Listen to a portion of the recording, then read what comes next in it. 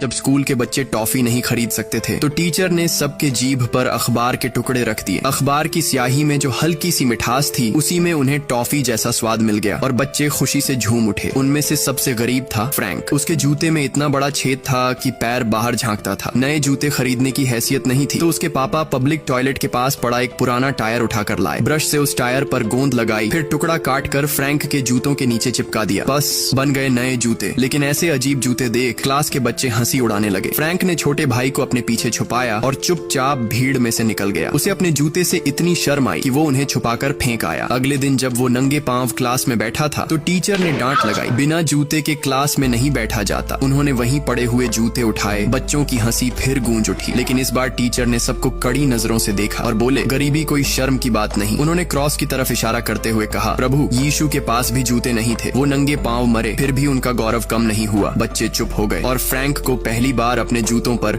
शर्म नहीं गर्व हुआ। लेकिन तभी घर में कोयला खत्म हो चुका था और उसके पापा एक राहत पत्र लेकर कोयला लेने निकले थे। उस दिन स्टाफ ने कहा कि वो बहुत देर से आया है। फ्रैंक जमीन पर गिरे कोयले को उठाना चाहता था, लेकिन उसके पिता ने उसे रोक दिया अपनी इज्जत के नाम पर। बोले, हम भिखारी नहीं हैं, लेकिन ये खुददारी अब किसी काम की नहीं रही थी। बच्चों को कुछ गर्म खाने की जरूरत थी। आखिरकार माँ ने खुद बच्चों को साथ लिया और वो कोयला उठाने चली गई। पर तभी छोटे बेटे की हालत और बिगड़ गई और फिर वो इस दुनिया को हमेशा के लिए छोड़ गया। उधर पड़ोसन के पति ने इंग्लैंड से पैसे भेजे थे। औरत ने अपने बच्चों को बुलाया और सबके लिए चिकन बनाया। उस चिकन की खुशबू ने फ्रैंक के घर के सबके मुंह में पानी ला दिया। यही देखकर फ्रैंक के पिता ने भी फैसला लिया कि अब वो इंग्लैंड जाकर पैसा कमाएगा। उसने अपनी बीवी से वादा किया कि हर महीने पैसे भेजेगा, लेकिन जाने के बाद उसका कोई अता पता नहीं चला। अब पूरे परिवार की जिम्मेदारी फ्रैंक पर आ गई थी। स्कूल से लौटकर वो कोयले की फैक्ट्री में काम करता, फिर दर दर जाकर कोयला पहुंचाता। उसकी पीठ पर रखी बोरी उसी के बराबर भारी होती, लेकिन फिर भी वो कभी नहीं रुका, क्योंकि माँ का बोझ हल्का करने का जज्बा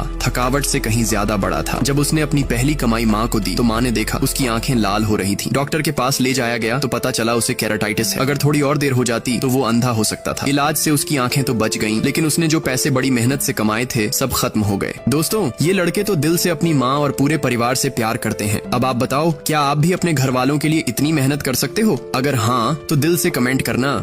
ये लड़की नदी किनारे खेल रही थी, लेकिन उसके पिता को ये बिल्कुल पसंद नहीं आया। गुस्से में उन्होंने लड़की को थप्पड़ मारा और वो सीधे पानी में गिर गई। फिर बालों से पकड़कर उसे बाहर खींच लाए। ये सब देखकर उसका भाई फौरन आया और गुस्से में पिता को जमीन पर गिरा दिया, लेकिन लड़की ने अपने ही भाई को धक्का दे दिया। तभी माँ बीच बचाव करने आई, लेकिन उन्हें भी एक जोरदार थप्पड़ पड़ा। उस रात लड़की चुपचाप रजाई में घुस गई और कान बंद कर ली, लेकिन बाहर से चीखें आ रही थी। उसके पिता फिर से उसकी माँ को मार रहे थे। अगली सुबह जब लड़की खिड़की के पास गई तो देखा माँ हाथ में सूटकेस लेकर जा रही थी। वो दौड़कर पीछे भागी और जोर से पुकारा, मम्मी, लेकिन माँ ने पीछे मुड़कर